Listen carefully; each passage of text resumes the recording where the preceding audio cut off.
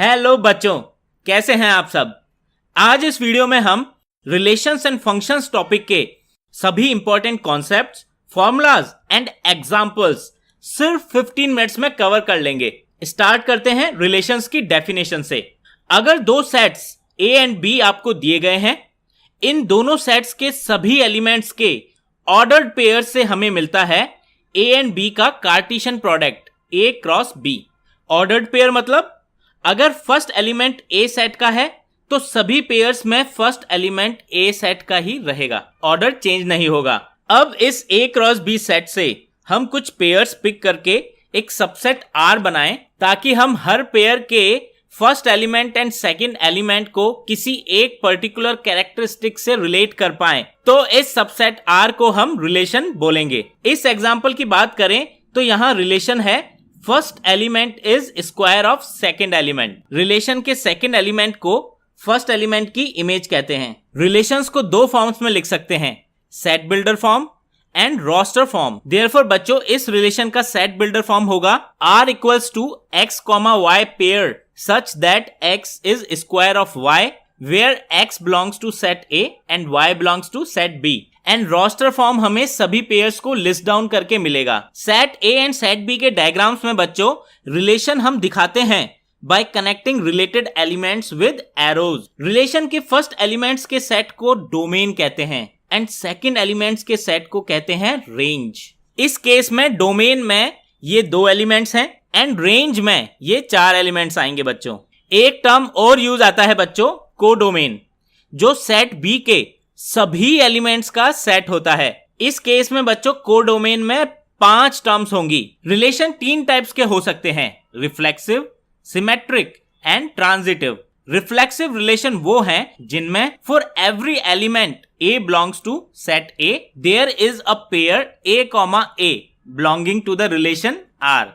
For example बच्चों, अगर set ए है 1, 2, 3 एंड हमें ये रिलेशन R दिया गया है, ये रिलेशन रिफ्लेक्सिव है बिकॉज A के हर एलिमेंट 1, 2 एंड 3 के लिए रिलेशन R में 1, 1, 2, 2 एंड 3, पेयर एग्जिस्ट करते हैं। सिमेट्रिक रिलेशन वो होते हैं बच्चों जिनमें सेट A के किन्हीं दो elements let's say A1 and A2, इनके कॉरस्पॉन्डिंग रिलेशन में अगर जो भी A1, A2 पेयर एग्जिस्ट करते हैं उनके कॉरस्पॉन्डिंग A2, A1 पेयर भी उस रिलेशनशिप से बिलोंग करना चाहिए। अगेन अगर सेम सेट A के लिए रिलेशन R ये दिया गया है। सो ध्यान से देखिए बच्चों, पेयर 1, 2 एंड 2, 3 की अगर हम बात करें तो इनके कॉरस्पॉन्डिंग 2, 1 एंड 3, 2 भी इस रिलेशन से बिलोंग करते हैं, इसीलिए ये रिलेशन सिमेट्रिक होगा। ट्रांजिटिव रिलेशन में बच्चों अगर सेट A के एलिमेंट से हम दो पेयर बनाते हैं A1, A2 and A2, A3 जो रिलेशन R से बिलोंग करते हैं, यहां दोनों पेयर में एक एलिमेंट A2 कॉमन है एंड इन दोनों पेयर के कॉरस्पॉन्डिंग बच्चों नॉन कॉमन एलिमेंट्स का जो पेयर है A1, A3 अगर वो भी R से बिलोंग करता है तो ये रिलेशन R ट्रांजिटिव रिलेशन कहलाएगा। फॉर एग्जाम्पल, अगर सेट A 1, 2, 3 दिया गया है और इससे हमने बनाया है फॉलोइंग रिलेशन R, तो ये रिलेशन ट्रांजिटिव होगा बच्चों, क्योंकि ध्यान से देखिएगा 1, 2 एंड 1, 3 दो पेयर्स हैं एंड इसके कॉरस्पॉन्डिंग 2, 3 जो पेयर बनता है वो भी रिलेशन R से बिलोंग करता है। अगर कोई relation R reflexive, symmetric and transitive तीनों है तो उसे इक्विवेलेंस रिलेशन कहते हैं। अब एक एग्जाम्पल डिस्कस करते हैं बच्चों जो एग्जाम्स के लिए बहुत इंपॉर्टेंट है। लेट्स से आपको एक सेट दिया गया है बच्चों, सेट A, जिसमें वो सभी इंटीजर्स हैं जो 0 से 12 के बीच में हैं, इंक्लूडिंग 0 एंड 12। लेट्स से बच्चों सेट A से हमने ये रिलेशन S बनाया है, इसे इक्विवेलेंस रिलेशन प्रूव करना है। स्टेप्स बहुत सिंपल हैं, हमें रिलेशंस को रिफ्लेक्सिव, सिमेट्रिक एंड ट्रांजिटिव तीनों प्रूव करना होगा। रिफ्लेक्सिव के लिए हमें वो पेयर्स कंसीडर करने हैं जिनके दोनों एलिमेंट सेम हैं x, x और हमें आंसर करना है क्या modulus of x minus x divisible है 4 से सेट के सभी एलिमेंट्स x के लिए। अगर ऐसा है तो S रिफ्लेक्सिव रिलेशन होगा। अब क्योंकि modulus of x minus x की वैल्यू 0 होती है जो 4 से डिविजिबल होगी, therefore S is reflexive relation. Symmetric relation के लिए हमें प्रूव करना है सेट A के दो एलिमेंट्स x एंड y का पेयर अगर रिलेशन S से बिलोंग करता है, यानी modulus of x minus y 4 से डिविजिबल है, देन S में y कॉमा x पेयर भी होना चाहिए, मीनिंग y माइनस एक्स का मॉड्यूलस भी 4 से डिविजिबल होना चाहिए। क्या y माइनस एक्स का मॉड्यूलस 4 से डिविजिबल होगा अगर x माइनस वाई का मॉड्यूलस 4 से डिविजिबल है?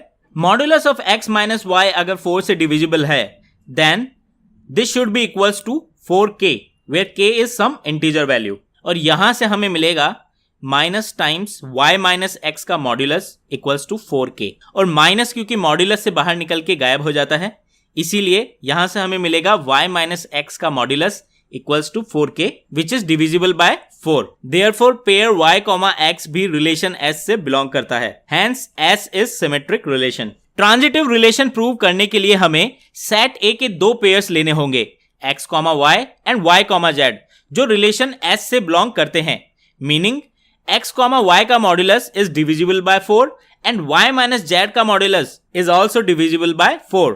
ये बातें हमें गिवन है, तो हमें प्रूव करना होगा x कॉमा z जो थर्ड पेयर है वो भी रिलेशन S से बिलोंग करेगा, यानी कि modulus of x minus z is also divisible by 4। If both x minus y and y minus z इन दोनों का जो मॉड्यूलस है अगर डिविजिबल है 4 से, then we can write modulus of x minus y equals to 4 times k and modulus of y minus z equals to 4 times k dash, where k and k dash again are some integers। x minus z के modulus की अब बात करते हैं, इसको हमें 4 से divisible prove करना है। इसे हम ये भी लिख सकते हैं modulus of x minus z equals to modulus of x minus y plus y minus z।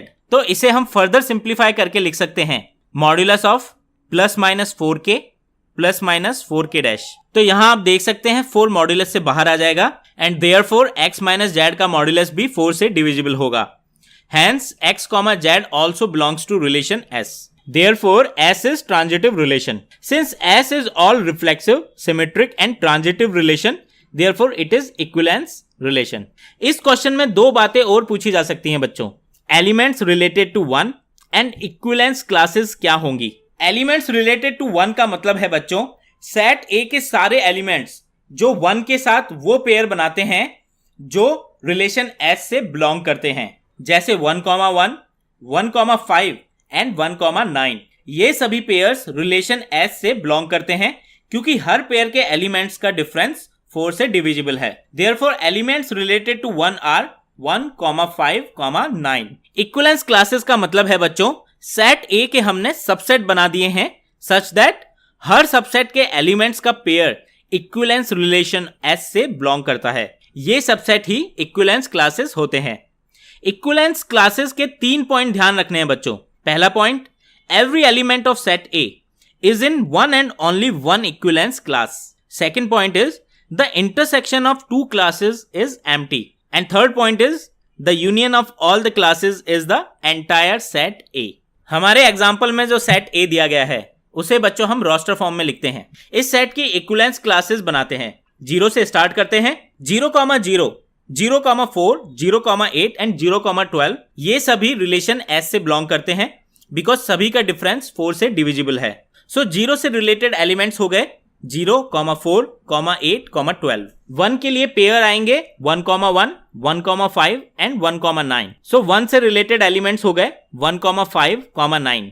2 के लिए पेयर्स आएंगे 2, 2, 2,6 एंड 2,10। देयरफॉर 2 से रिलेटेड एलिमेंट्स आएंगे 2, 6, 10। 3 की बात करें तो पेयर्स आएंगे 3, 3, 3,7 एंड 3,11।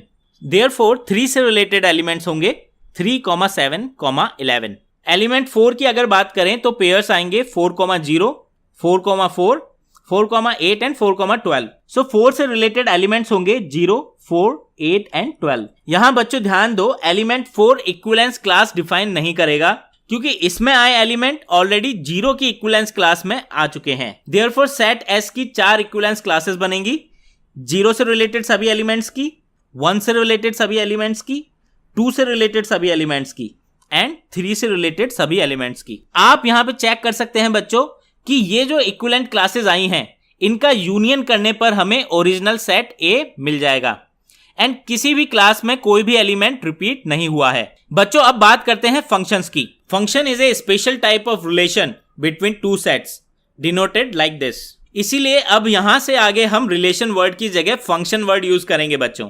फंक्शन में स्पेशल ये है बच्चों कि सेट x के एलिमेंट्स की सेट y में एक ही इमेज होनी चाहिए, यानी किसी भी element x belongs to capital X के लिए y belongs to capital Y की एक ही वैल्यू होगी। फंक्शंस को हम ऐसे भी डिनोट करते हैं y इक्वल्स टू fx, जो हमें यह शो करता है बच्चों कि set x and set y के जो एलिमेंट्स के पेयर्स हैं वो रिलेटेड हैं बाय ए फंक्शन f। जैसा हमने पहले देखा था, सेट x के एलिमेंट्स जो फंक्शन f को बिलोंग करते हैं फंक्शन f की डोमेन डिफाइन करते हैं एंड सेट y के एलिमेंट्स जो फंक्शन f को बिलोंग करते हैं फंक्शन f की रेंज डिफाइन करते हैं। वहीं अगर हम सेट y के सभी एलिमेंट्स की बात करें तो वो कोडोमेन डिफाइन करते हैं। फंक्शंस की 4 टाइप्स होती हैं बच्चों। First is one one function which is also called injective functions. Second is many one function. Third is onto functions which is also called surjective function. And last one is one one and onto both यानी कि bijective functions. इन सभी types के functions को इन 4 images से समझते हैं। कोई function f one one या इंजेक्टिव तब होगा जब फंक्शन f की डोमेन के सभी एलिमेंट्स की अलग अलग इमेजेस हों। फर्स्ट एंड फोर्थ डायग्राम बच्चों यहाँ वन वन फंक्शन है क्योंकि यहां सेट x के सभी एलिमेंट की सेट y में एक डिस्टिंक्ट इमेज है। ऑन द अदर हैंड अगर सेट x के एक से ज्यादा एलिमेंट की सेम इमेज आ रही है तो फंक्शन मैनी टू वन होगा, जैसा कि सेकेंड एंड थर्ड डायग्राम में आप देख सकते हैं बच्चों फंक्शन मैनी टू वन है। ऑन टू फंक्शन वो होते हैं बच्चों जिनमें कोडोमेन के सभी एलिमेंट्स किसी न किसी एलिमेंट ऑफ सेट x की इमेज हो। For example third and fourth diagram onto function है। ऑन टू फंक्शन की डेफिनेशन से हमें यह भी पता लगता है बच्चों कि जब रेंज एंड कोडोमेन बराबर होंगी तब फंक्शन ऑन टू होगा। अगर function both one one and onto है तो वो फंक्शन बाइजेक्टिव कहलाएगा। जैसे डायग्राम 4 की अगर बात करें तो डायग्राम 4 में function both one one and onto है, देयरफॉर इट इज बाइजेक्टिव। एक एग्जाम्पल से समझते हैं इस पर किस टाइप के क्वेश्चंस एग्जाम में पूछे जाते हैं। एक फंक्शन आपको दिया गया है जिसकी डोमेन है real positive numbers and codomain है 4 से लेकर इंफिनिटी तक के सभी रियल नंबर्स। फंक्शन हमें दिया गया है x स्क्वायर प्लस 4। हमें प्रूव करना है कि ये function both one one and onto है। वन वन फंक्शन के लिए देखते हैं बच्चों, अगर हम डोमेन में 2 एलिमेंट लें x1 एंड x2 जो कि पॉजिटिव रियल नंबर को बिलोंग करते हैं, then f(x1) equals to f(x2) should imply that x1 equals to x2, तभी फंक्शन वन वन होगा। यानी कि अगर इमेज सेम आ रही है तो एलिमेंट्स भी सेम होने चाहिए। f(x1) की वैल्यू होगी x1 square plus 4 and f(x2) की वैल्यू होगी x2 स्क्वायर प्लस 4। इन दोनों को इक्वेट करके हमें मिलेगा x1 equals to x2, therefore the function is one one. Onto की अगर बात करें तो हम x को y के टर्म्स में लिखकर देखेंगे। y equals to x square plus 4 हमें गिवन है, यहां से हमें मिलेगा x square equals to y minus 4 और x equals to under root y minus 4। Now since हमें कोडोमेन दे रखी है 4 या 4 से बड़े सभी real numbers, therefore y minus 4 हमेशा पॉजिटिव रहेगा एंड y की हर वैल्यू के लिए x की कोई ना कोई वैल्यू हमें जरूर मिलेगी। Therefore function f is onto. अगर बच्चों मान लो हमें कोडोमेन दी गई होती 2 या 2 से बड़ी सारी रियल वैल्यूज, तब थोड़ी गड़बड़ हो जाती, देन ये फंक्शन ऑन टू नहीं होता। बिकॉज y की 2 से 4 के बीच में अगर हम वैल्यू देखते तो y माइनस 4 हमारा नेगेटिव होता एंड x की कोई भी पॉजिटिव रियल वैल्यू हमें नहीं मिलती। बच्चों अब बात करते हैं कॉम्पोजिट फंक्शंस की, जिसे लिखते हैं g ऑफ fx। अगर 2 फंक्शन दिए गए हैं सच दैट फंक्शन f की जो रेंज आती है बच्चों वो ही फंक्शन g की डोमेन हो, देन जब हम gx में x की जगह fx रिप्लेस करते हैं तब हमें composite function g of fx मिलता है। फॉर एग्जाम्पल अगर हमें 2 फंक्शंस दिए गए हैं fx equals to cos x and gx equals to 3x square, then g of fx निकालने के लिए हम सिंपली gx फंक्शन में x की जगह फंक्शन f की वैल्यू cos x रख देंगे और यहां से हमें मिलेगा 3 cos x होल स्क्वायर। अब डिफाइन करते हैं आइडेंटिटी फंक्शन बच्चों। अगर कोई फंक्शन f है जिसकी डोमेन x है and codomain y, then we will define identity function ix। अगर फंक्शन fx की x के हर एलिमेंट के लिए वैल्यू उस एलिमेंट के बराबर आ रही है, यानी fx equals to x where x belongs to capital X, then fx is an identity function ix। अब बच्चों बात करते हैं इन्वर्टिबल फंक्शंस की। अगर आपको फंक्शन दे रखा है f जिसकी डोमेन x है and codomain y, and there exist a function g जिसकी डोमेन y है एंड कोडोमेन x है, such that g of fx एक आइडेंटिटी फंक्शन है ix, एंड बच्चों f ऑफ gx भी एक आइडेंटिटी फंक्शन है iy। तो फंक्शन g को फंक्शन f का इनवर्स कहेंगे एंड इसे हम f टू द पावर -1 से भी डिनोट करते हैं। इनवर्स एग्जिस्ट करने के लिए सबसे मस्ट कंडीशन है function f should be bijective, यानी बोथ 1 1 एंड ऑन टू। अगर फंक्शन f को इन्वर्टिबल प्रूव करना है तो इसे 1 1 and onto function prove करना होगा। अब बच्चों अगर y इक्वल्स टू fx का आपको इनवर्स निकालना है तो सिंपली x को y की टर्म्स में आप लिख दीजिए, जिससे आपको मिलेगा x in terms of some function of y। यही फंक्शन g फंक्शन f का इनवर्स होगा। फॉर एग्जाम्पल अगर फंक्शन f दिया गया है fx equals to 4x plus 3 divided by 3x plus 4, इस फंक्शन का इनवर्स निकालने के लिए बच्चों सबसे पहले हम y equals to 4x plus 3 divided by 3x plus 4 में x को y की टर्म्स में रिकैलकुलेट करेंगे। ये वैल्यू यहां से आएगी x equals to 4y minus 3 divided by 4 minus 3y। Now this function 4y minus 3 divided by 4 minus 3y is inverse of our original function f।